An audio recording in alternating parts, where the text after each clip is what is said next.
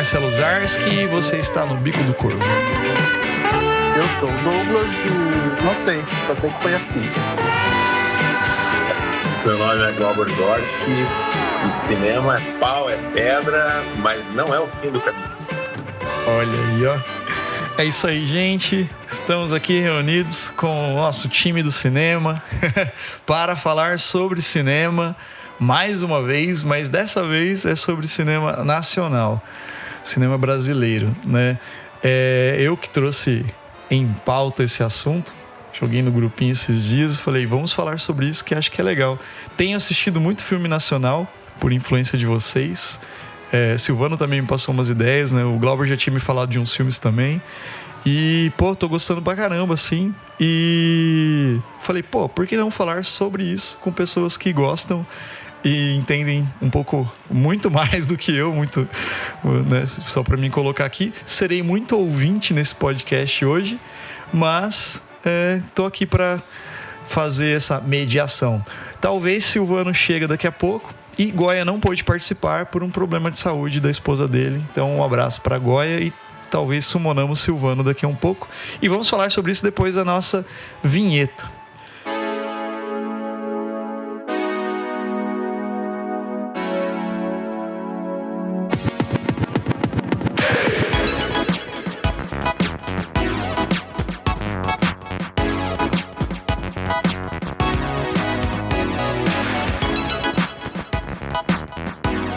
Galera, então assim, como estávamos falando em off, eu pontuei alguns assuntos que seriam legais a gente estar falando sobre cinema. Talvez assim, o primeiro deles cinema nacional. A nossa ideia aqui talvez também seja a gente mostrar que... porque eu tenho escutado, o que me levou talvez a falar sobre esse tema, assim... foi o fato de que eu tenho assistido bastante filme brasileiro ultimamente, né? Não tinha muito esse costume. Assisti muito quando era criança, depois voltei, né, agora, por meio de vocês, né, me incentivarem também. E eu tenho ouvido muito, assim, eu tenho bastante aluno que... assim, os alunos que vêm fazer aula se interessam por arte em geral, né? Aula de música. E a gente conversa muito na aula, em alguns momentos, e eu falo muito sobre cinema, eu gosto muito de cinema, então... E a maioria dos alunos não conhece cinema nacional. E quando eu falo de cinema nacional, eles falam, mas cinema brasileiro, é paia, sabe? Os comentários que eu... Na minha bolha, né? Vamos dizer assim, não tô falando no geral. Falando assim, nessa minha bolha social, assim. Então eu falei, cara, a gente podia falar sobre cinema nacional, mostrar que o cinema brasileiro é muito bom. Não só o que está acontecendo agora no cinema, né? Que teve um certo, respaldo com o filme que ganhou o Oscar e tal. Mas já é um cinema muito... existe uma produção muito grande, né? No Brasil, de cinema brasileiro. Cinema nacional. Então, acho que até como uma forma de incentivar a ouvinte que estiver ouvindo aqui o podcast a procurar saber mais sobre cinema nacional, procurar ver filmes e outras coisas assim, como eu tenho procurado. Então, é mais por esse sentido que eu tô jogando esse tema aqui. E talvez um primeiro assunto que eu queria jogar para vocês, que, né, vocês podiam talvez discorrer um pouco, tipo assim, eu andei vendo algumas coisas sobre cinema no Brasil, e algumas coisas que eu achei do começo do cinema no Brasil é que ele surgiu mais ou menos ali em 1898. O primeiro registro de filme, se eu não me engano, posso estar errado, vocês me corrijam, vou olhar na minha cola aqui. O primeiro filme, né, a ser exibido, talvez, foi Vista da Baía de Guanabara, de alguém chamado Segreto. Eu não sei se é Arnoldo Segreto ou alguma coisa assim, que era um italiano radicado no Brasil, que é registros que ele fez. E os primeiros filmes também foram registros de coisas, né? Os filmes europeus também eram assim. Registros de pessoas, registros de festas, algumas coisas assim. Daí esse foi o que eu encontrei. Não sei se tem outros. E depois alguns outros filmes que foram desse mesmo movimento, assim, do início do cinema brasileiro, foi o Carnaval Atlântida, de 52, que ele retrata essa ideia de retratar lá o carnaval, com cenas do cotidiano, coisas do popular, essas coisas assim. E A Grande Vedete, que é com a Dercy Gonçalves. E um outro filme, que eu deixei bem anotado isso aqui, que ele vai um pouquinho além, vamos dizer assim, do que era mais ou menos esse primeiro movimento ali de cinema, esses primeiros filmes, é um filme chamado Limite, de 31, que é um filme meio experimental. Eu não assisti esse filme, porque é bom, o Glauber já tá fazendo um sinalzinho de que é bom. Mas assim, foram coisinhas que eu fui achando. Então talvez nesse primeiro momento assim, do cinema nacional, que a gente pode começar falando, eu dei uma olhada nisso. Aí eu passo a bola para vocês falarem mais, talvez Douglas, Glauber, não sei, e Silvano quando ele chegar. Desce a lenha, Glauber. Quem começa? Você, Douglas, ou eu? Não, pode descer a lenha aí. Tá. Então tá. Vamos lá. Eu não vou filosofar aqui muito, tá? Eu não vou contemplar muito as coisas, mas assim, quando fala de cinema, eu vou repetir, e isso é bem recorrente na minha fala, cinema não é uma coisa só, cinema é muita coisa. É muita coisa, né?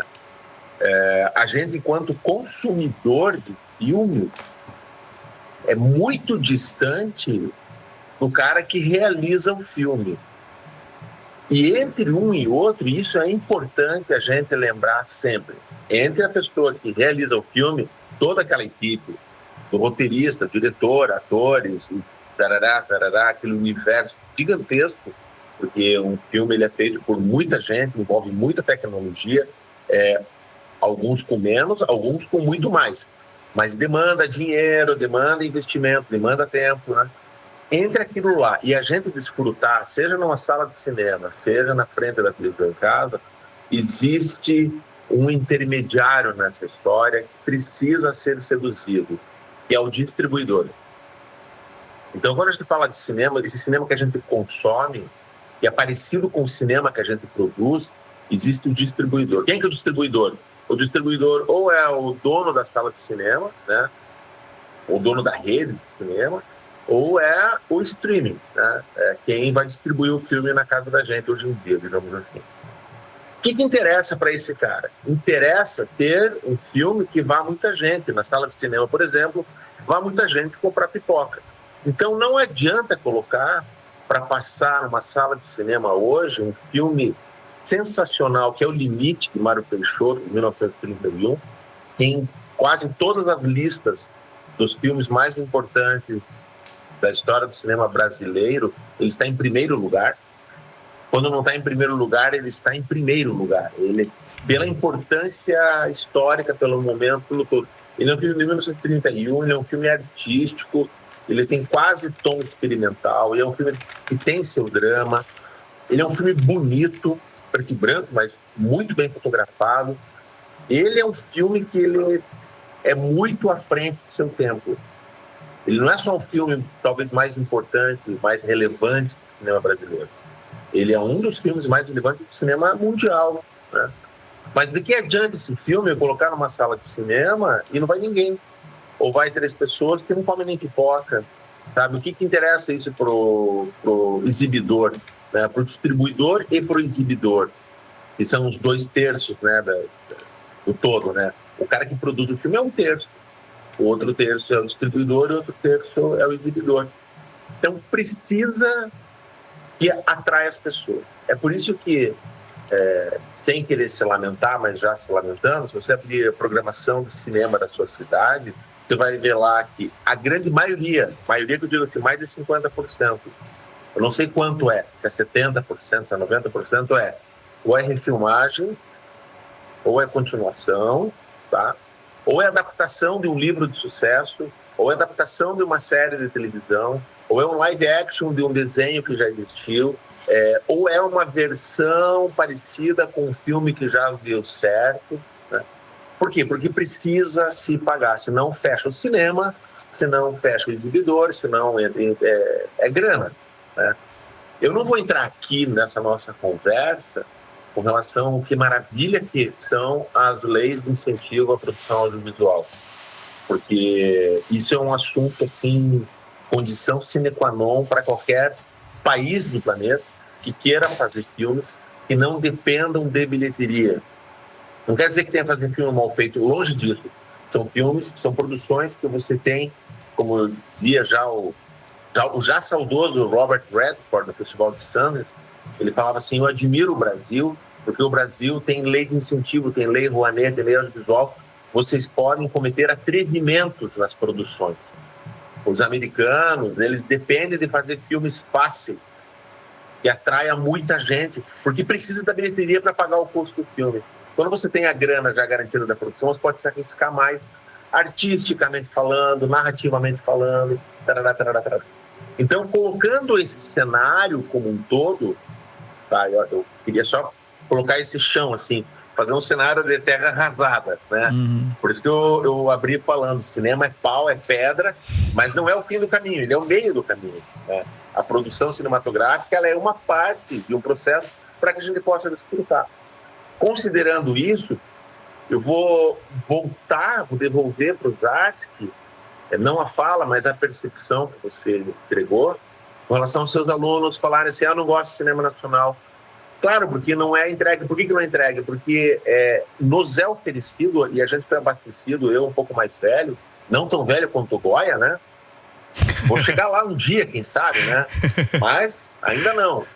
Mas a gente foi muito abastecido pelos tais enlatados do USA, das 96, como cantava o Renato Russo, porque era o que garantia que a gente ia se entreter, o fato era esse.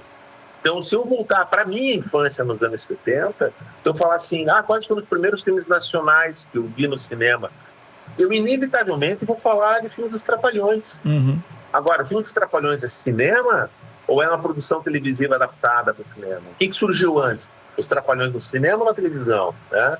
Então, o Renato Aragão fez primeiro sucesso aonde? No cinema. Né? Bongo, Vagabundo, lá em 1968, né? Porque o cinema nos anos 60 brasileiro estava muito forte. Vinha lá com a história do cinema novo, tinha uma relevância, né? Aí vem, junto com a ditadura, vem a alavancada da televisão, e a produção televisiva ficou muito forte dos anos 70, anos 80, né?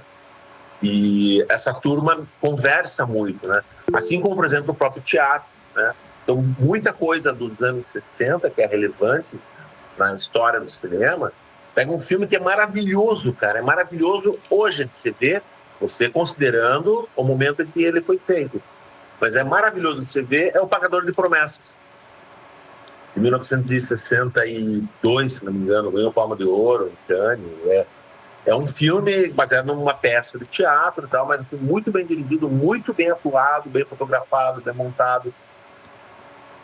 Então é isso. Eu não vi cinema brasileiro, se eu não considerar os Trapalhões, até eu atingir a minha quase maioridade. Quando o primeiro filme brasileiro sério que eu assisti no cinema foi Feliz Ano Velho, né? Que é uma adaptação. É criticado, um monte de coisa, mas é a chance que eu tive de ver lá no final dos anos 80 no cinema, um filme brasileiro. Eu tinha visto na televisão filmes brasileiros, né? Já tinha visto o Papai Brasil, já tinha assistido algumas coisas do Glauber Rocha, mas eu não entendia o que significava isso numa cronologia, o quanto isso era importante.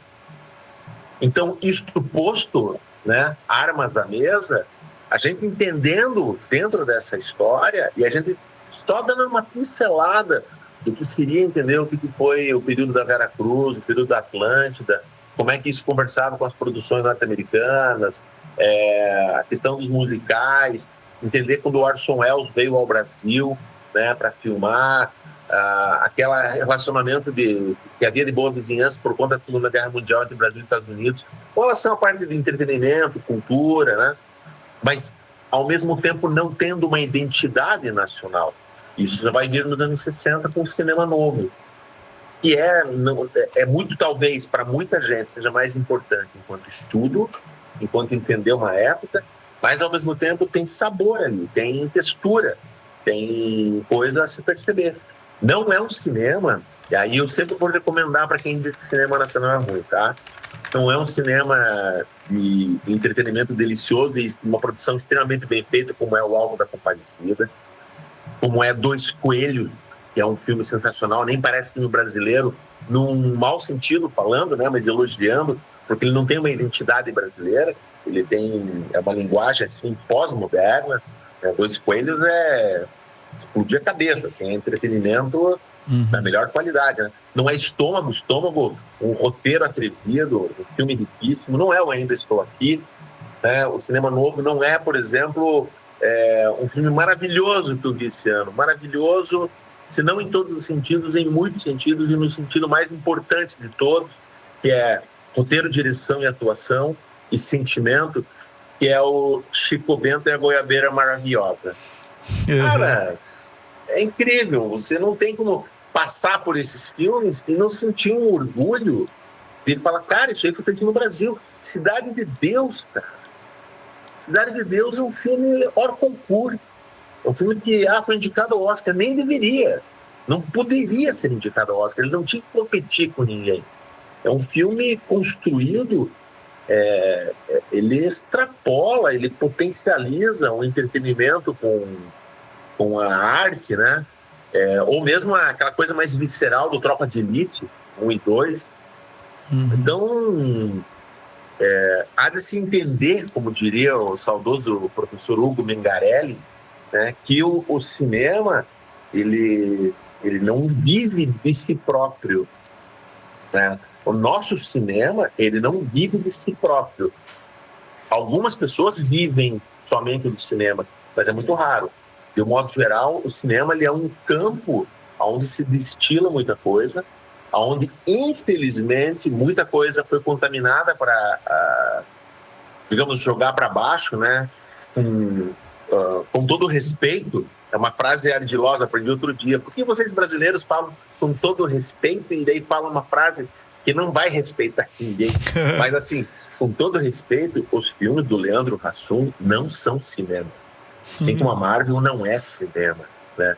Os filmes da Globo Filme não são cinema. Às vezes são, né? Você pega um filme que você tem um diretor como Daniel Filho, mesmo fazendo um entretenimento, digamos, um pouco mais raso, como Se Eu Fosse Você, Se Eu Fosse Você 2.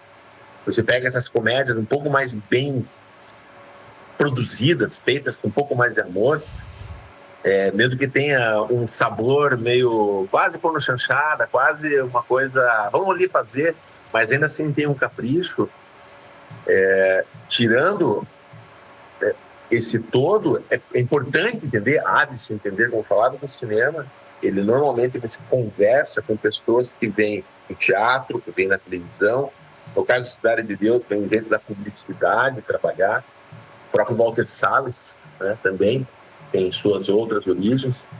Então cara, eu por mim me dava por aqui porque assim eu enquanto consumidor de cinema, enquanto realizador audiovisual, né, dos curtas-metragens, programas de televisão, né, de tudo que eu já gravei até hoje, seja dirigindo, seja escrevendo, eu não tenho como não me sentir orgulhoso de poder fazer parte dessa história, seja para televisão, seja em material para festival. E o cinema brasileiro tem isso também. Ele é muito festejado internamente e fora, né? Não vamos nem falar dos festivais, né? Os gramados da Vira e tudo mais. Então, o recado, assim, que eu queria, a primeira coisa a falar com tudo isso é para essa turma que diz que não gosta do cinema nacional. A primeira coisa que eu devo dizer eu entendo o porquê você fala isso. Você está contaminado com tantas outras coisas sensacionais, né? Mas é preciso também entender o que é possível fazer, né? O grande mérito de uma realização artística, seja ela qual for em qualquer área, é você fazer o melhor com aquilo que você tem à mão. E aquilo que você tem à mão depende de dinheiro. Então, qualquer produção mais barata, qualquer filme que passou no cinema no último ano, produção estadunidense, a produção mais barata que teve, ela é muito mais dinheiro do que a produção mais cara brasileira. Dá para fazer vários filmes brasileiros com esse dinheiro. Por uma questão da máquina como um todo, né? Porque quem é que vai apostar, deixar um filme em cartaz, até as pessoas gostarem do filme, até o filme ficar palatável, até o filme no boca a boca ele ser indicado para as pessoas assistirem, e o dono do cinema vai fazer o quê enquanto isso? Você acha que ele não vai passar uma animação da Pixar, da DreamWorks? Você acha que ele não vai passar uma reprise do filme dos Vingadores, da Marvel? Vai passar, tem que pagar a conta, né? Porque a lei audiovisual, infelizmente, ela não chega para o distribuidor, para o exibidor. Ele não tem o ingresso garantido ali. Bom que chegasse, né? Como um ônibus que anda vazio, mas a empresa de transporte não tem prejuízo porque a prefeitura banca. Ele pode rodar vazio que ele não tem prejuízo. Infelizmente, um filme em sala de cinema, se não tem bilheteria e se não tiver pipoca, aí fica mais difícil ainda. Viu? Quero pegar esse gancho aí que você falou do fomento, né, do investimento, tal, que nem aqui no Brasil é diferente, tal, até pro fazer cinema, né? E você falou do cinema novo, né? Eu estava lendo hoje ainda sobre que esse movimento de cinema novo ali foi antes da ditadura ainda, né? Foi meio que comecinho ali. Eu estava vendo algumas coisas que o cinema... A gente estava socialmente se encaminhando por um projeto democrático que a ditadura foi lá, puxou o pano e derrubou, né? E daí o cinema, ele teve 2 movimentos ali, parece. O movimento de cinema novo e cinema marginal, era isso? Eu não sei se são essas as palavras. Aí tem o Glauber Rocha. Se for reduzir, for reducionista, é isso. Mas o cinema brasileiro é maior do que isso, né? Mas enquanto... algo exponencial, universo mais nacional, né? Seria mais ou menos isso. Mais ou menos essa ideia.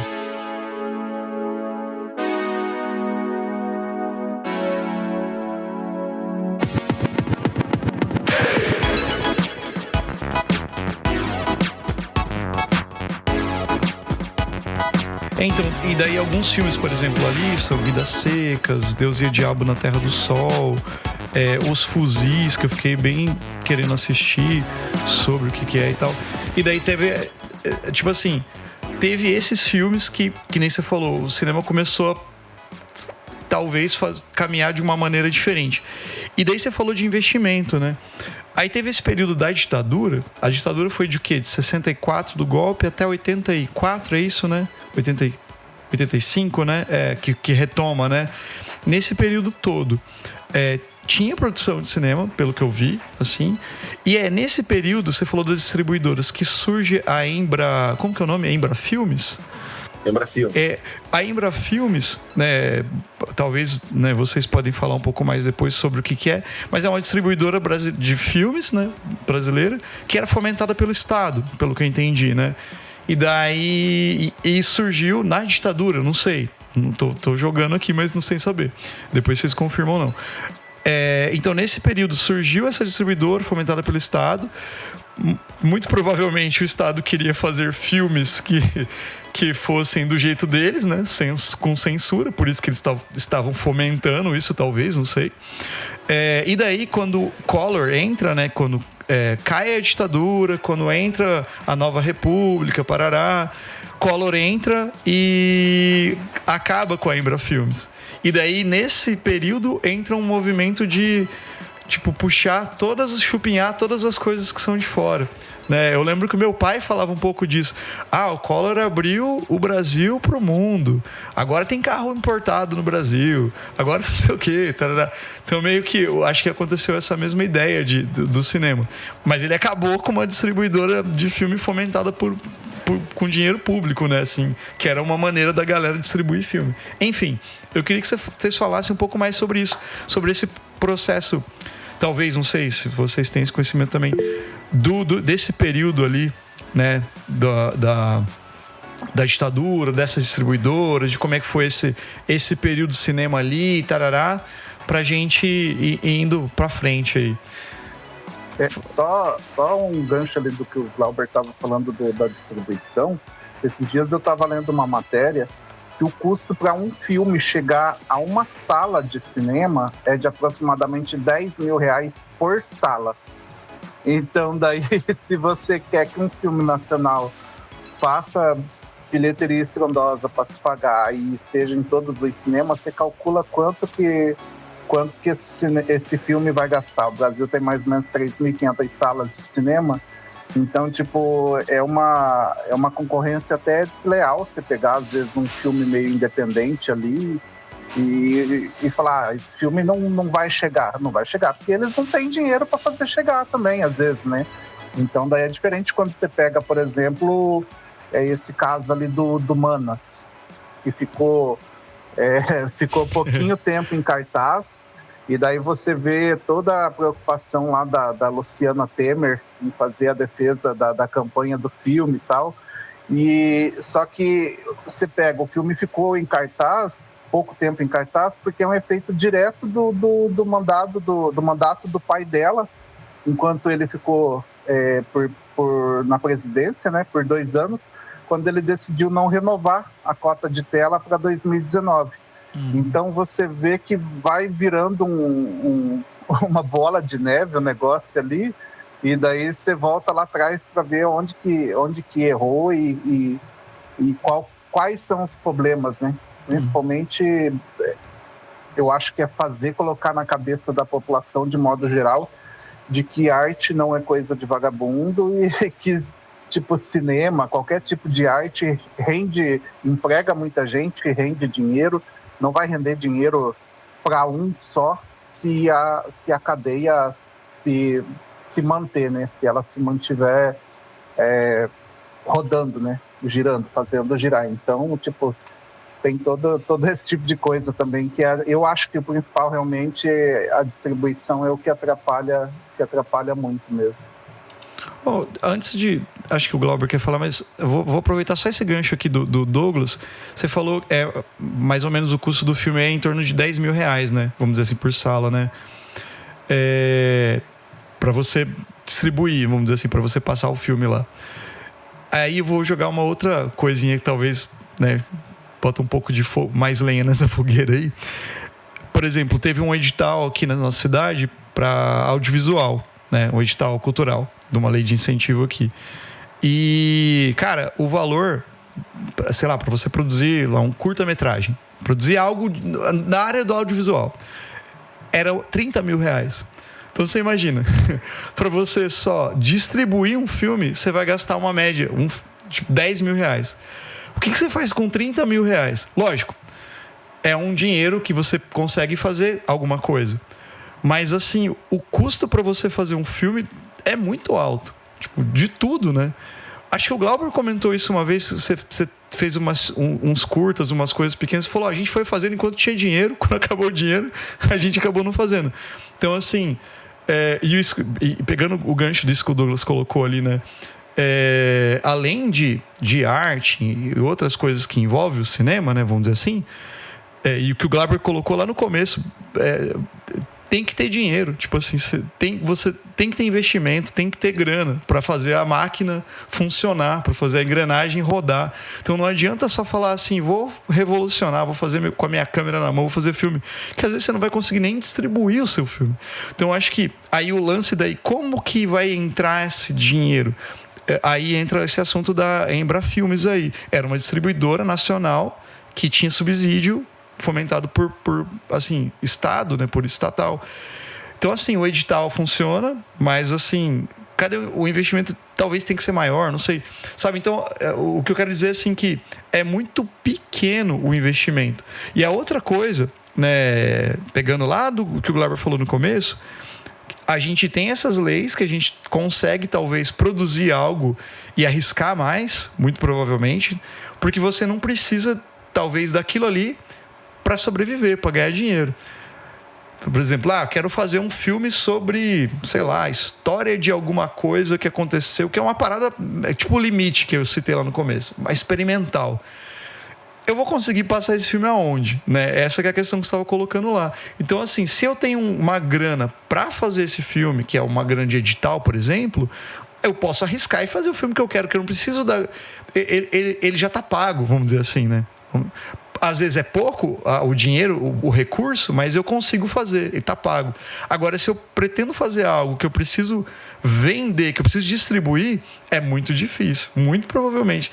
Daí entra uma outra questão lá de uma discussão que eu tive uma vez, que eu até mandei um áudio pro Glauber, que eu discuti com um amigo meu no bar, discussão de bar, que eu falei assim, porra, cara, cinema precisa de dinheiro, cara, cinema não é, tipo assim, os caras tão pouco se fudendo pra arte, precisa de grana, não tão pouco se fudendo, não nessas palavras, mas assim, tem que ter investimento. A galera só vai conseguir fazer um cinema, tipo assim, que ele quer mesmo, o diretor, quando ele, sei lá, o Spielberg só conseguiu fazer a Lista de Schindler porque ele fez ET e outros filmes, vamos dizer assim, sabe? E afins, né, vamos dizer. Enfim, acho que eu falei pra caralho, consegui passar o que eu queria, eu acho, ou não. Passa a minha bola. Então, você pega esses editais municipais e tal, são valores ali, a gente fez agora um média, tinha que encaixar como média, tinha que ter mais de 16 minutos com R$39 mil. E, tipo, não era documentário, é uma comédia. Então, daí tinha que pagar cachê de 4 atores, figurante, locar equipamento, bancar. E, tipo, é impossível, cara. Você tem que fazer um negócio em 2 dias, 3 dias no máximo para você conseguir, porque locação de equipamento é caro. E daí é um negócio que você vai fazer pensando em fazer exibição local, teatro local, associação de moradores, esse tipo de coisa. Porque se você pensar em mandar para um festival, por exemplo, você tem que ficar procurando ali os festivais gratuitos.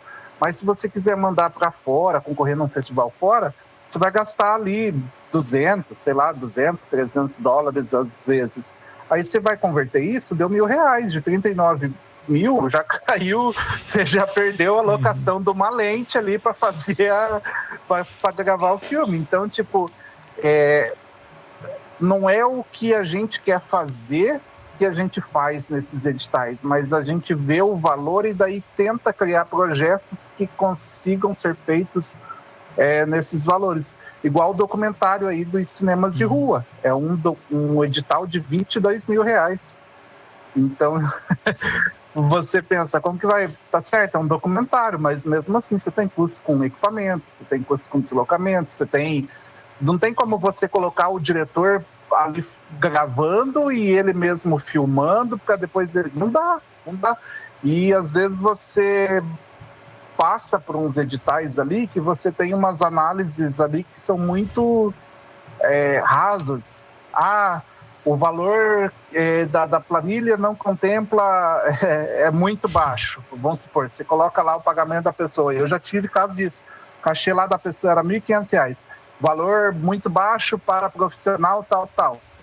Mas quem está dando dinheiro é vocês. Eu só estou adaptando o projeto dentro dessa planilha, né?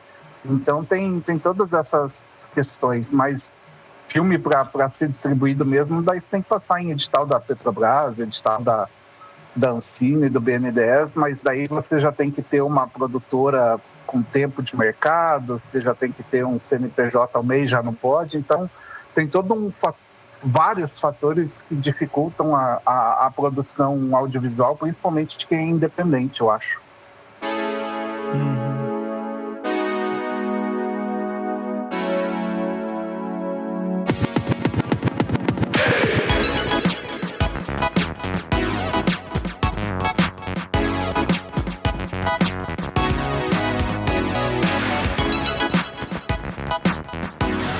Da parte de nós, né, pobres mortais, que não vivemos no limbo, a gente se depara com isso, né? Isso, na verdade, está repleto. A nossa história de produção audiovisual é isso. Porque essas pequenas produções que a gente consegue fazer, ou mesmo grandes produções, que não tem a chance da exibição, né? Ou, eventualmente, vai passar aí no Canal Brasil, né? Vai passar na TV Cultura. Pô, boa sorte para quem for assistir, mas como é que você vai alcançar o teu público ali? Como é que você vai fazer o teu público ver o teu filme, se ele não estiver já ali esperando, por exemplo, né? Então, assim, o universo de produções realizadas nunca vistas é muito grande mesmo, nas décadas da história do cinema, né? Se grandes filmes lá do passado são difíceis de você encontrar em streamings legais, falando, né? Talvez você encontre aí em outras plataformas, como o próprio YouTube. que alguém digitalizou em algum momento e generosamente, né, ou inadvertidamente cometeu uma irregularidade e postou uma obra que não é de seu domínio, né? Mas se você não tem isso, você não tem a chance de ver, né? Vai ver onde em festival. Quem que vai em festival que não é aluno ou parente ou amigo de gente interessada? É difícil, né? A não ser que seja um festival de Gramado, que tem outro glamour, né? Um festival de Tiradentes, um festival que tem outras coisas no entorno, não só filme. Então, essa coisa da atração, fazer um filme é uma coisa. Fazer a pessoa ver o teu filme é outra coisa. Porque mesmo aqueles que criticam, eu não vou lamuriar muito mais aqui não, tá? Só vou até aqui. Porque aqueles que criticam o cinema nacional falando assim, mas se fizesse um filme bom, pelo menos, mas só faz essas porcarias. Tá, então se fizer o teu filme bom, você me garante que você vai comprar o ingresso? Não. Porque mesmo os filmes que essas pessoas chamam de filmes bons, não garante que elas vão assistir. As pessoas não vão, sabe? Se elas não tiverem alguma coisa que elas motivo. E a própria Hollywood sabe bem disso. Vamos dar um exemplo aqui bem atual, assim, bem banal, né? Entrou no streaming há pouco, né? Ficou pouquíssimo tempo no cinema, o Superman. O Superman custou, alegados, 225 milhões de dólares a produção. Multiplica por 5, 1 bi não sei quanto de reais. Você paga décadas de produção de filmes brasileiros para isso, né? Eu falei de dinheiro de produção, né? 225 milhões de dólares. E eles tiveram que investir mais 150 milhões de dólares em marketing para divulgar o filme. E isso, nenhuma lei de incentivo vai contemplar uma produção nacional e você... não, agora tem o dinheiro do filme, agora eu preciso fazer as pessoas... É que o marketing do filme é gerar nas pessoas a vontade delas irem para uma sala de cinema, pagar o ingresso, pagar o estacionamento, comprar pipoca, saber qual é o horário para ver o filme. Então custou quase um outro filme. E aí a gente está falando de mais de 400 milhões de dólares. Nós estamos falando mais de 2 bilhões de reais. Tudo bem, isso é para o mundo ver. Então tá bom. Como é que você vai fazer um Superman daquele só para os seus amigos verem? Não tem como. É grana. E aí, para quem quer realizar ou para quem já realiza vai saber muito bem do que eu estou falando. Você tem 2 caminhos para realizar um filme, olhando a parte do dinheiro, tá? 1, olhando a parte do dinheiro, e 2, olhando a parte do dinheiro. Em que sentido? Quanto dinheiro você tem para fazer um filme? Eu tenho 30 mil, eu tenho 3 milhões. Tá, o que dá para fazer com esse dinheiro? Então vamos descobrir qual é o roteiro que a gente faz com esse dinheiro. É diferente de, eu tenho um roteiro aqui e para fazer esse filme custa tanto, eu preciso ir atrás daquele dinheiro para realizar aquele filme. E aí que o bicho pega, porque uma das coisas mais difíceis é você adequar um roteiro, e se você tem um roteiro que é uma obra-prima, ele é inadequável. Você não vai fazer concessão nele. Vamos tirar uns personagens aqui. Então o roteiro estava errado. Você tirar um personagem, tirar uma cena, e aquilo não faz falta no filme, aquele roteiro estava errado. Né? Como na música. Vou tirar essa nota aqui, tem muita nota. Então cai a estrutura. Ou estava sobrando nota, ou faltou sentimento, ou o que quer que seja. O grande problema, realmente, para nós, realizadores, assim, às vezes a gente idealiza, vão me colocar junto nesse balaio, apesar de que eu não sou desse balaio, tá? Idealizei aqui, tive uma ideia, nossa, genial, para um filme tal, que acontece tal coisa. Tá bom, agora eu preciso do dinheiro para fazer isso aqui, tá? Quanto custa? Custa tanto. O elenco é tanto. Eu vou colocar um ator que tá na mídia, agora, sei lá, o Alexandre Nero. O valor é outro. Mas pelo menos, se eu conseguir a grana, é legal porque quando você tem nomes, Hollywood já sabe disso há décadas, há séculos, já podemos dizer até. Quando você tem nomes de peso, já é também um chamariz a mais. Por isso que é muito interessante, em termos de grana, você realmente ter a chance de adaptar obras literárias já consolidadas.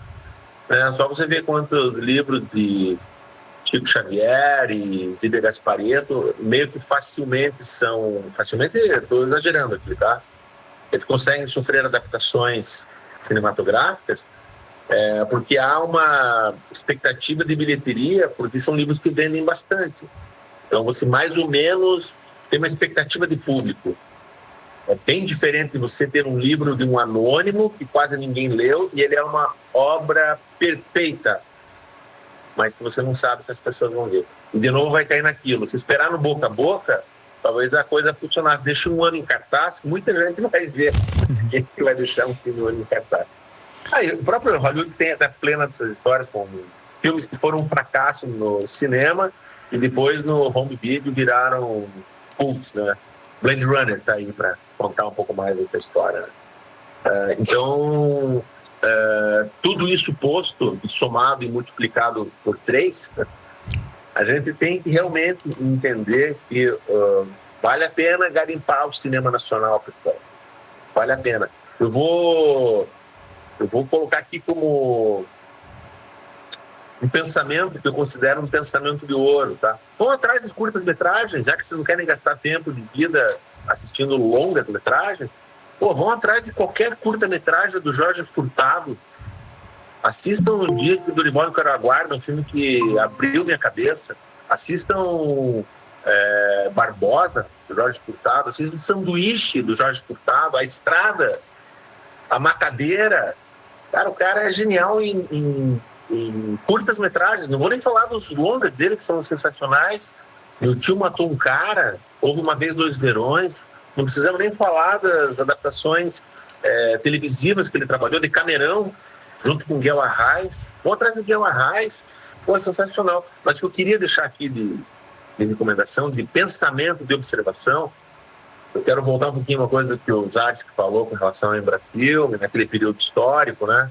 Lá, passando rapidamente, assim, voando com a bruxa boa que vem do oeste, né, por cima, né, do nosso reino, nos anos 60 ali, com o cinema novo, que tem uma coisa meio novela vague, meio neorrealismo italiano, que ali aquilo sinaliza o fim da era dos estúdios de Hollywood, porque houve revoluções tecnológicas, principalmente com relação a câmeras menores, com relação a equipamentos de áudio de obtenção mais menores, né, com unidades menores. Então isso possibilitou você poder gravar em espaços menores, você não demandava um estúdio cinematográfico gigantesco. Enfim, a história é mais ou menos essa. E aí no Brasil, o cinema novo, quando entra daí a ditadura, né, daí entra a Embrafilme, ali em 67, 68, que é quem vai regulamentar, ajudar a distribuir as coisas continuam seguindo porque o povo queria continuar vendo. E aí você tem as pornochanchadas, né? Você tem o cinema boca do lixo. Você tinha nos anos 60 um cara genial, que é muito mais alardeado fora do Brasil que dentro do Brasil, que é o Zé do Caixão. Os filmes do Zé do Caixão, A Meia-Noite Levarei Tua Alma, é sensacional, cara. Eu vivi há pouco tempo. Tem plano sequência no filme, tem diálogos memoráveis. É uma obra a ser vista e revista e ser entendida. Ele, para não morrer de fome, ele foi fazer filme pornô nos anos 70, assinando com outro nome. Né? Porque ele tinha câmera, ele tinha filme, ele precisava pagar as contas. Então o cinema ele vai zanzando. Depois vai vir home video nos anos 80 e tal. E aí quando vem o fim da Embrafilme, e lá nos anos 90, durante os anos 90, tem a coisa da chamada retomada, que vem conversar ali ou com Carlota Joaquina, vai se consolidar com Cidade de Deus, né? Mas você tem algumas coisas, adaptações cinematográficas rolando para o cinema, como antes de Cidade de Deus, Fernando Meirelles fez Domésticas.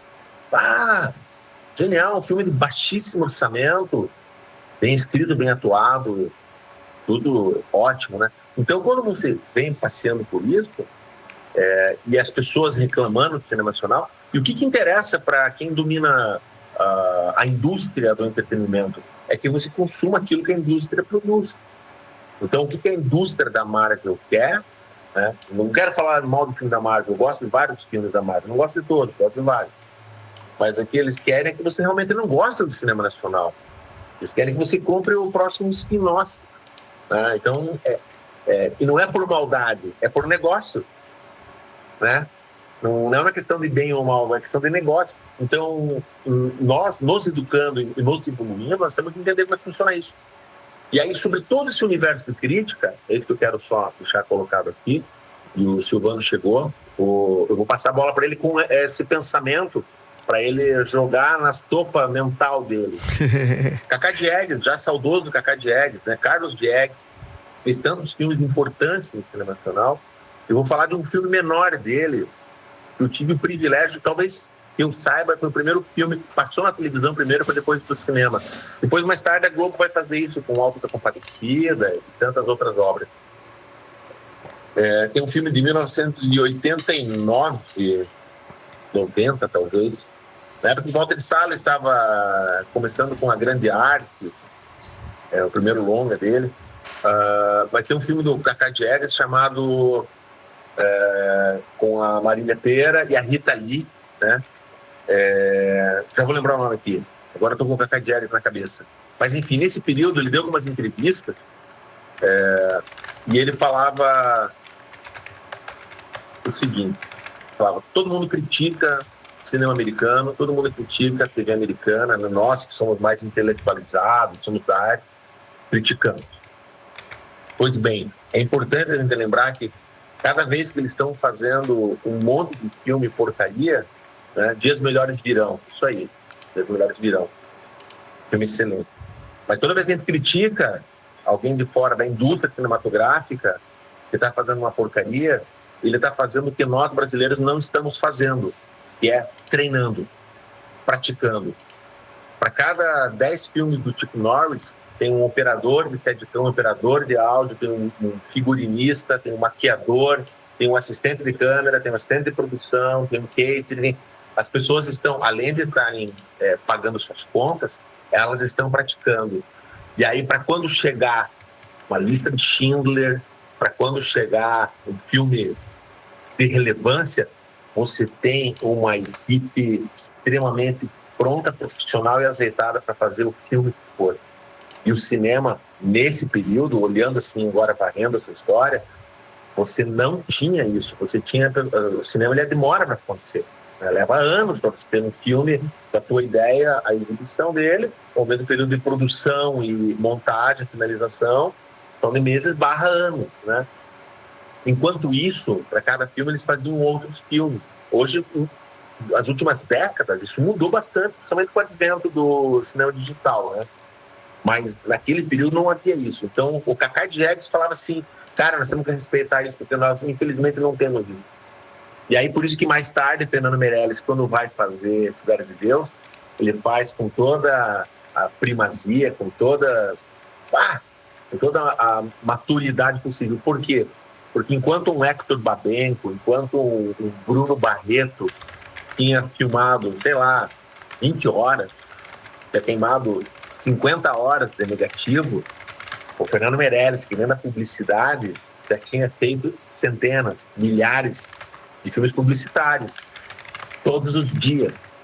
Então, a prática que a publicidade traz, que é diferente da televisão, porque a publicidade brasileira, só para fazer um adendo aqui, uma boa publicidade mundial, ela não se usa de recursos televisivos para existir, ela se utiliza de recursos cinematográficos, câmera de cinema, equipamento de cinema. Então é um fazer audiovisual diferente de fazer o audiovisual da televisão, não é novela. Quem faz propaganda não faz novela. Está muito mais próximo apesar de não ser arte, a publicidade não é arte, mas ela está mais próxima da arte, ela consegue atender, consegue entregar para o mercado profissionais mais adequados para isso.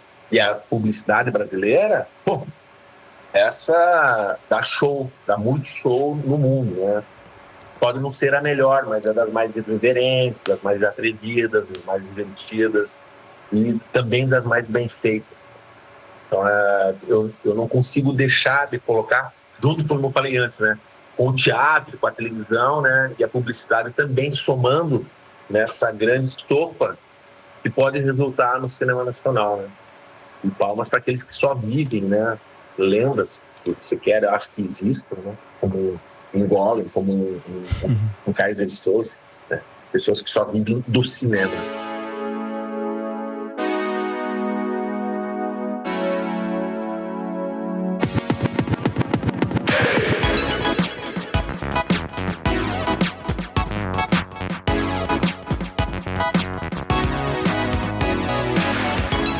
Fala aí, Silvano, seja bem-vindo. Olá, boa noite. Cheguei num momento bom falando de cinema novo, novela vaga e tudo mais. Eu não peguei muito o tema, assim, quanto que a gente tá da pauta, se a gente tá mais indo pro final. Então, a gente não fez bem uma pauta, eu só pontuei alguns temas que seriam legais de falar, né? Joguei no grupo. Mas a minha principal, que eu coloquei no começo da gravação... Bom, primeiro seja bem-vindo de novo, né? A minha principal proposta foi que eu joguei pro Douglas e pro Glauber, que no início eu trazer essa ideia do cinema nacional pra gente gravar foi uma das coisas que eu tenho assistido bastante filmes nacionais, por influência de vocês, né? Falei disso. Tenho gostado bastante. Eu não tinha esse hábito muito. Conhecia o cinema, que nem o Glauber colocou lá do Didi, lá do começo, né, assim, dos Trapalhões, quando eu era criança, e eu não assistia muito cinema nacional, e eu tenho assistido muito. Então é uma coisa que eu tô curtindo bastante. E a outra coisa foi que na minha bolha, né, como eu coloquei hoje, os comentários eram assim, por exemplo, se eu chego para um aluno e falo, pô, você já assistiu filme nacional, tarará, e o aluno fala, pô, mas isso aí é filme brasileiro, pô, é ruim, sabe? Tem aquela coisa com filme nacional, você tem um estereótipo de não ser legal, de não conhecer, tarará. E daí eu falei de gravar o episódio sobre isso e até como a gente, assim, trazer um incentivo ao consumo de filmes nacionais, né? Falar, pô, produção nacional muito boa. E a gente começou a divagar sobre isso, né? Daí eu joguei... tipo assim, algumas coisas lá do início, como que era o cinema no começo, aí o assunto foi chegando até onde a gente está agora, né? Que eu falei do período da ditadura, né? A gente falou de distribuição, né? O Glauber falou, o filme ele tem que ter alguém distribuindo para poder ser visto, né? Não adianta só fazer o filme. A gente comentou um pouco sobre... o custo, né, para fazer um filme, né? O Douglas até colocou, o custo para um filme ser exibido numa sala de cinema hoje é a média de R$10 mil. Aí eu joguei essa ideia de que, poxa, para você, às vezes você pega um edital cultural para audiovisual, você vai gastar ali, você tem 30 mil no máximo para fazer um filme. Se o custo é 10 mil para distribuir, imagina o que você faz com 30 mil. Então o assunto foi indo nesse sentido, até que a gente falou desse período aí, ditadura, como é que foi, cinema novo, daí falou da retomada, né, do cinema, daí a Embra Filmes acabou, porque o Collor fechou ela, e daí como é que foi isso? Daí veio toda uma, vamos dizer assim, uma missão de trazer coisas de fora pro Brasil, então vamos trazer filmes, sabe, coisas assim, então a produção foi diferente. Então estamos nesse pé da conversa, mas o principal assunto é isso, é falar sobre, exatamente, alguém colocou soberania nacional aqui, ó. É isso mesmo. Enfim.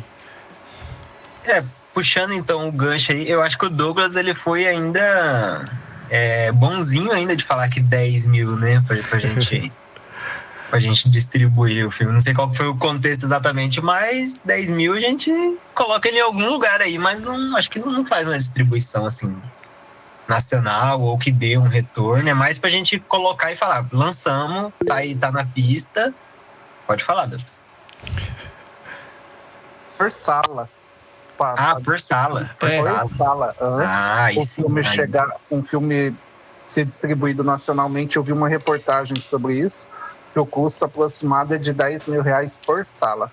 Aí tá mais coerente, porque, por exemplo, puxando esse assunto e trazendo para uns filmes mais recentes agora, o Oeste Outra Vez foi gravado em 2019, né? Antes da pandemia. E ele só foi conseguir chegar agora nos cinemas, assim, porque tem toda uma campanha grande. A O2 entrou junto também para ajudar a distribuir e tudo mais. Então, tem filmes assim que às vezes a gente faz e fica ali, né? A gente que tá na linha de produção e vê como é que é. O edital, ele é para produção. O compromisso que você tem é entregar um pendrive para quem te financiou, no caso o governo do estado ou o governo municipal, e você entrega o pendrive lá ou o CD e eles guardam lá no arquivo e fica lá. Você não tem muito compromisso com distribuição. O plano, às vezes, de divulgação que a gente coloca é assim, as redes sociais, fazer uma exibição pública, contrapartida, mas muitos desses editais, ainda mais esses a toque de caixa, Paulo Gustavo, Aldir Blanc, que lançam, eles não têm essa previsão de... você não é obrigado a colocar essa previsão de distribuição, até porque se eles colocassem isso, a maioria dos realizadores não ia conseguir captar. Porque isso já é outro mercado, é outro rolê, aí a indústria de distribuição já é a parte, né? O mercado de distribuição, ele já envolve outras empresas, outras negociações com sala de cinema, com direitos autorais, com tudo que... um custo de marketing, entrevistas, tudo mais, que aí já muda completamente, né? O orçamento do projeto e às vezes os 100 mil, 150 mil que o Estado te dá ali para fazer um curso, fazer um negócio, não banca um rolê desse. Então, esse gargalo da distribuição, ele é essencial, assim, para que as pessoas conheçam os filmes brasileiros. E um filme, né, volto a mencionar o Oeste outra vez, tá pronto desde 2019, cara. 2019 o Babu, nem sei se era a época que ele estava no Big Brother já, ou antes de ir no Big Brother, nem lembro qual foi o ano que ele foi pro Big Brother. Mas, assim, ele é um ator fenomenal, ele tá em Mundo Cão, meu filme preferido dele. E, tipo assim, um ator bom que tá ali com um filme, protagonizando um filme, e o filme tá parado já tem mais de 6 anos.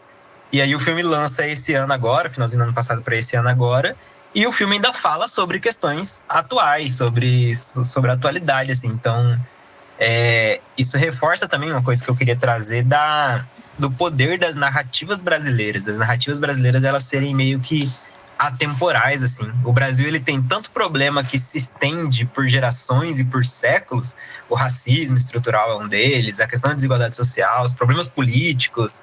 Eles são, às vezes, muda só as figurinhas, mas continuam os mesmos problemas que, às vezes, um filme de 10, 20, 30 anos atrás, isso no cinema como um todo, né? Mas eu consigo identificar isso muito nas histórias brasileiras, assim. Tem muita coisa atemporal, assim, é muito... E aí já fica de recomendação, né, para estimular a galera a assistir filme brasileiro.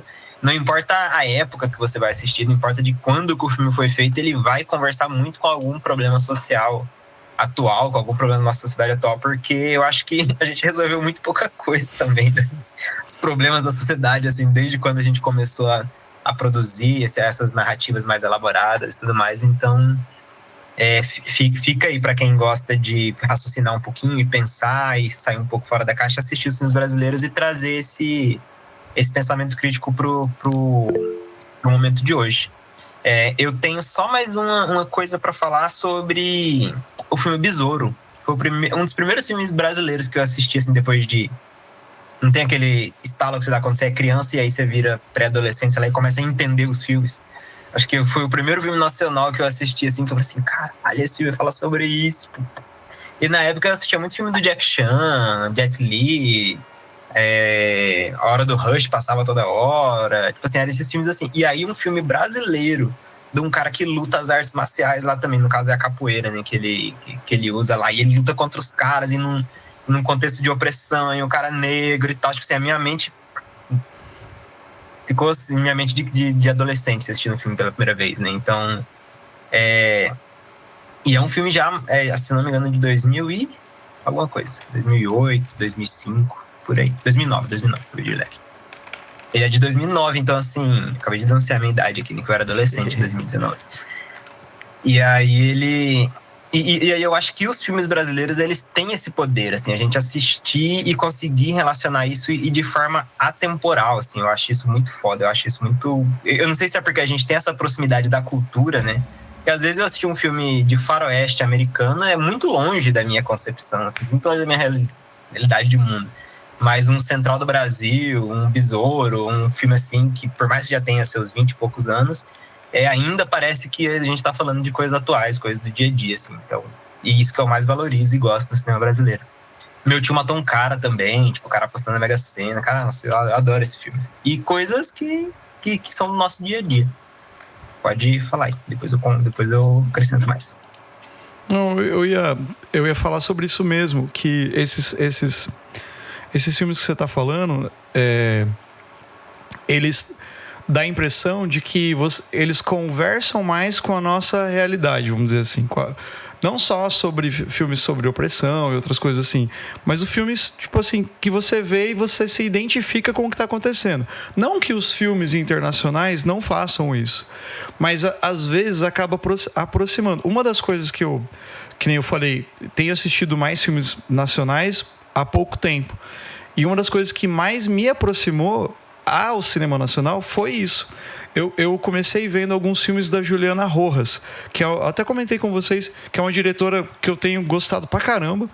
E ela faz uns filmes que eu não consigo entender que gênero que é. Eu não sei se é horror, se não é, mas é um horror que ao mesmo tempo tem comédia e tal. Eu assisti o Cidade de Campo dela, que eu achei bem interessante a ideia. Então, uma pegada... E assim... Uma pegada de o horror da mulher do campo e morando para a cidade, e numa outra parte do filme o horror das pessoas da cidade irem morar no campo, e algumas outras coisas acontecem. Eu achei sensacional. Tem um outro dela que eu não vou lembrar o nome agora, mas depois eu lembro. Muito foda. E daí, qual que é a ideia? Esses filmes eu tava assistindo e falei, porra, é muito... Eu lembrava, por exemplo, na cena que as meninas... É um casal de meninas que vão morar no campo. E elas vão morar numa casinha lá e tal. E você vê a casa, você fala, nossa, eu lembro que eu tinha um parente do meu pai que ele era caseiro de uma fazenda. Ele morava na fazenda lá e ele era a pessoa que tratava dos bichos, ficava lá. E eu lembrava disso aí. Falei, nossa, que legal isso aqui. Eu ia lá visitar, às vezes, eles eram uma família bem humilde, assim, e trabalhavam lá, moravam na fazenda cuidando dos bichos. E eles deixavam a gente ir lá visitar. E daí a gente aproveitava as coisas dos ricos da fazenda, né? Na piscina, essas coisas assim. Que os ricos não estavam, a gente usava. E daí, eu lembro, cara, que daí eu vi as imagens desse filme e eu falei, nossa, isso lembra muito a fazenda do Macuco, né? Que era a fazenda que a gente ia lá. Do meu tio lá, o tio Luiz e não sei o que, tarará. Conversa. O outro filme que também achei muito legal, que conversa um pouco mais nisso, foi o Oeste Outra Vez, que até você comentou. Eu falei, nossa, o filme é lindo. Que é um velho oeste no Brasil, cara. Tipo, muito foda. E daí tem umas cenas... O que mais me chamou a atenção nesse filme... A fotografia é muito foda. As imagens, os planos, assim... É umas cenas que eu olho e você fala... Cara, é um plano como se fosse um plano aberto de velho oeste. Só que é uma casinha que você identifica que é uma casinha de sítio brasileiro. Tipo assim, a casinha lá do sítio da fulano lá, assim... da chacrinha de não sei quem ali, sabe? É muito foda. Então, isso que me... fez, sabe, querer ver mais, sabe, assim. E eu amo filme de terror, vocês sabem. E o outro cara que eu tô pirado é o Rodrigo... eu não vou lembrar o nome. Aragão. Que, porra, ele lançou Prédio Vazio agora, essa semana passada, sei lá. Cara, os filmes dele são muito legal, cara. É filme trash brasileiro de horror, mas tem uma pegada meio... Esse é mais sobrenatural. O outro que eu vi, que é o Mar Negro, é meio horror cósmico. Porra, é foda pra caralho, cara, assim. E ele tá no filme, ele se veste, ele se maqueia no filme também, ele faz... É muito foda. Então, assim, e daí você assiste a história, é como se fosse, o Mar Negro, pra quem não viu o filme, tá, né, que quiser ir atrás, e acho que ele tá nesses streaming, tipo, Claro, mas você acha nos Pluto TV da vida, Plex, esses streamings gratuitos também, cheio de propaganda. É Mangue Negro. Mangue Negro, desculpa, Mangue Negro. Mas é que tem o Mar Negro também, cara. O Mangue Negro é dos... Não, peraí.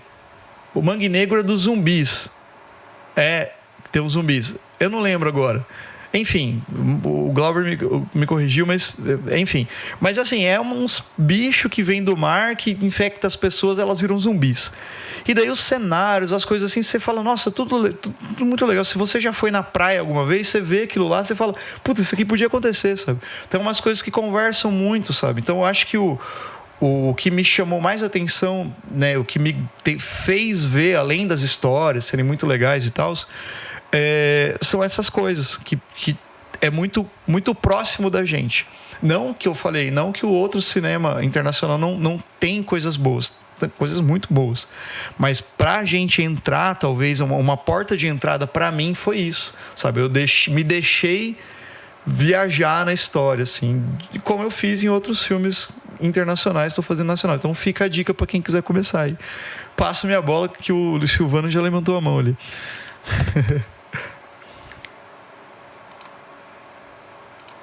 O microfone tá fechado. Tá mudo. Tô sem áudio. Tem alguns pontos interessantes aí da sua fala.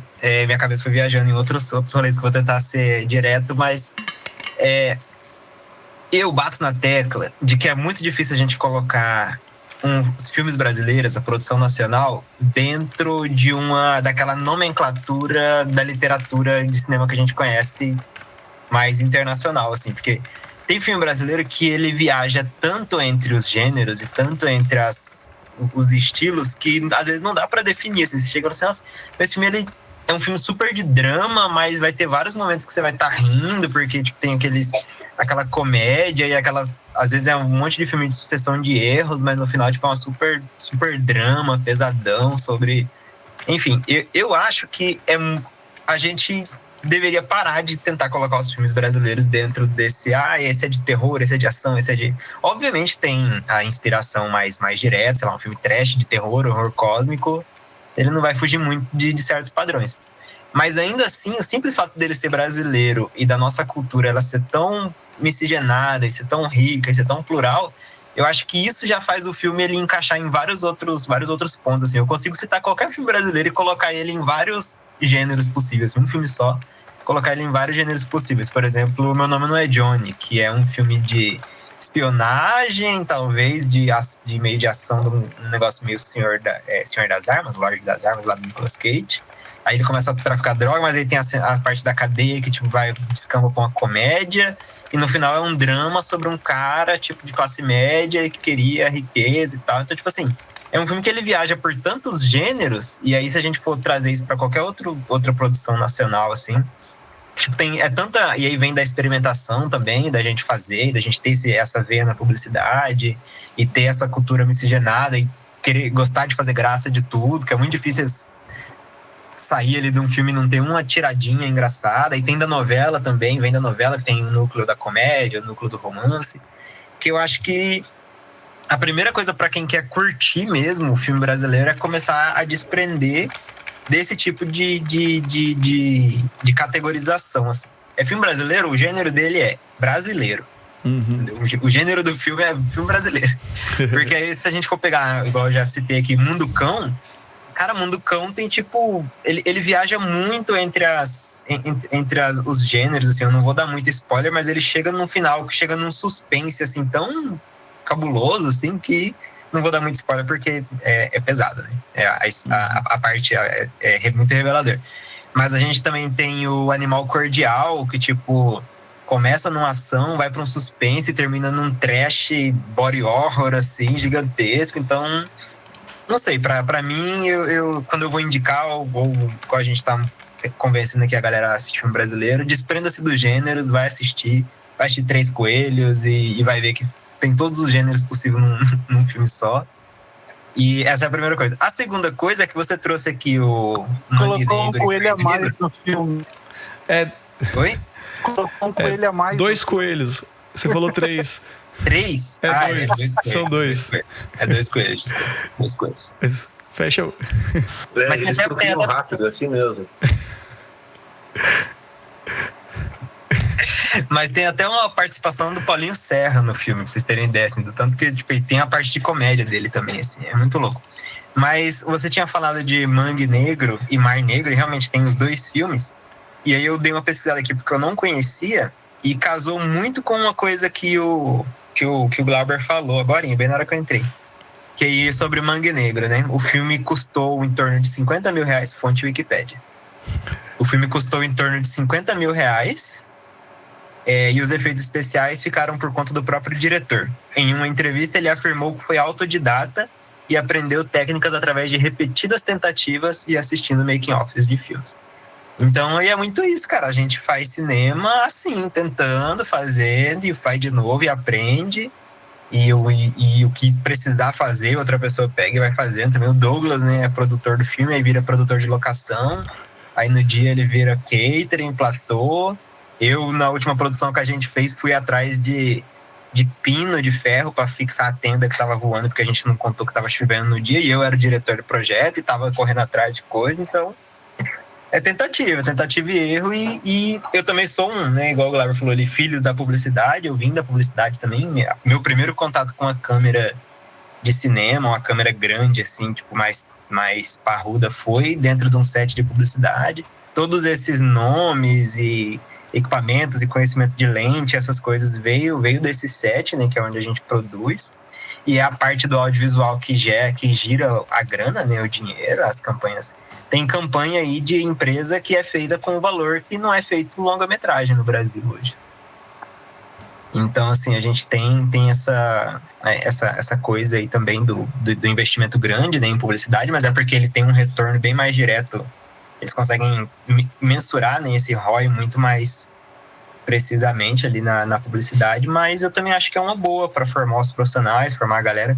Grandes diretores de artes que eu conheço vêm da publicidade, eu acho que é uma escola boa, principalmente para direção de arte, a publicidade. E eu acho que é isso do que eu queria falar.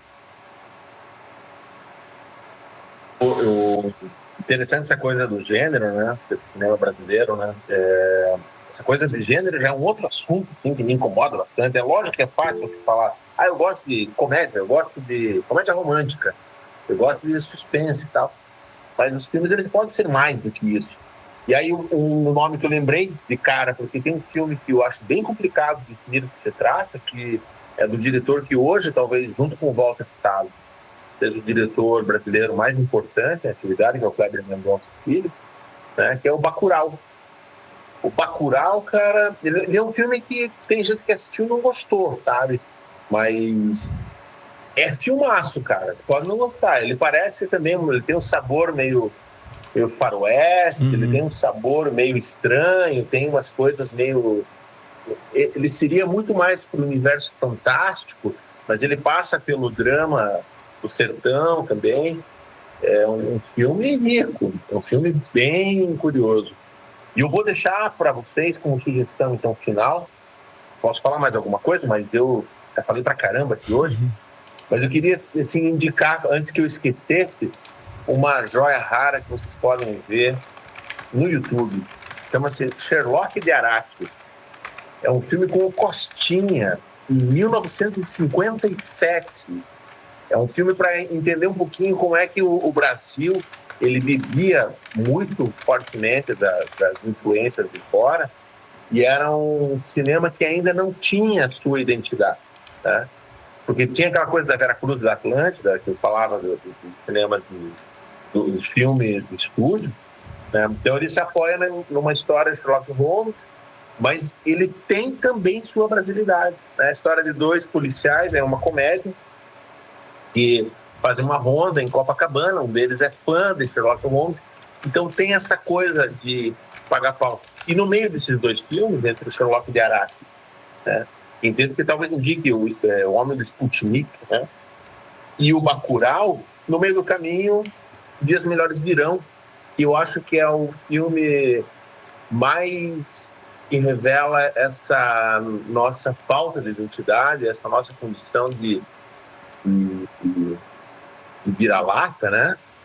E hoje passa a ser até uma identidade bem interessante, essa síndrome de vira-lata, que a história é de uma dubladora de filmes, né, que ela sonha em ser uma cantora em Hollywood, ser uma atriz em Hollywood.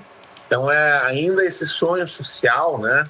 É uma denúncia a esse sonho social que muita gente tem, achar que dinheiro bom é dólar, né, que o melhor do mundo está no outro hemisfério do planeta, e fica achando que a felicidade fica um pouco mais distante, um pouco além da fronteira, com um passaporte e um visto autorizado, quando na verdade a gente tem coisa pra caramba e muito legal, não só para consumir, mas como para fazer, né, e realizar por aqui mesmo.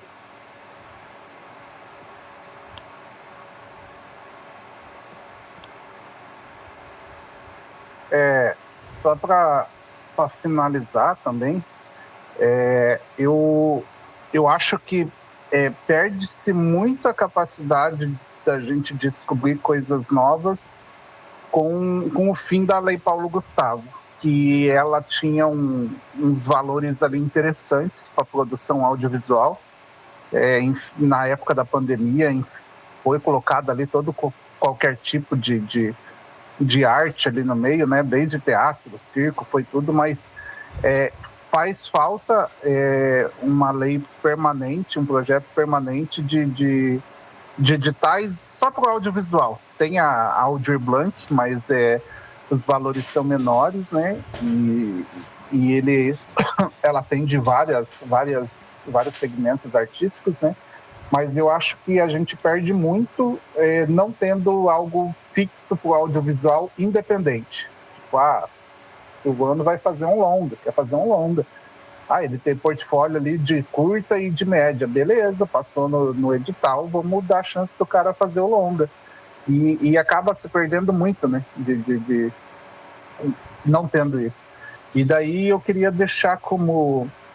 Eu vi um trailer esses dias, eu vou até deixar aqui nos comentários, trailer de um filme chamado O Último Episódio, que é um adolescente que ele vê uma menina lá na escola com o braço quebrado e tal, todo mundo tira sarro dele. Aí ele vê que ela tá com um gesso e tem a Uni da Caverna do Dragão desenhada ali. E daí ele, para tentar conquistar ela, ele inventa que ele tem uma fita com o último episódio da Caverna do Dragão. E aí ele vai ter que produzir esse episódio ali para tentar ficar com a menina. E um outro que está disponível no YouTube, de graça, é Capitão Astúcia, que é do Felipe Contígio. É um filme tipo de super-herói, só que um super-herói de 80 anos. E ele vai contar com a ajuda do neto dele ali. É bem na vibe assim, de Chico Bento, Turma da Mônica Laços. Então o pessoal vai gostar bastante. E está disponível de graça aí. Nossa. Até acho que começou a rodar aqui. Então acho que era isso que eu tinha para falar também. O que o Douglas trouxe aí foi importante, que é essa questão da Paulo Gustavo, e conversa muito com o que a gente está falando aqui agora, no geral, porque, por exemplo, o Glauber trouxe que grandes diretores vieram da publicidade, mas, assim, no todo é da experimentação, né? Da experiência, de você fazer isso várias vezes e estar ali em contato, pegar essa expertise, e quando você tiver um orçamento maior, você pega e lança a pedrada, que foi Cidade de Deus, que foi os outros filmes que a gente vê por aí. Mas a Paulo Gustavo, ela é essa alternativa de você dar ali 50 mil, 30 mil na mão de um. Não vai ser a Boticário que vai chegar com 200 mil para você fazer uma campanha para ir e você aprender a mexer numa câmera. Vai ser o Estado falando assim, olha, você tem um projetinho legal aí que vai beneficiar a sua comunidade, vai contar a história da sua comunidade, toma aí essa grana para você viabilizar e faça isso acontecer. É mais ou menos esse papel, só que vindo do Estado e apoiando um pouco mais essa contação de histórias menos comercial, assim, que vem da publicidade.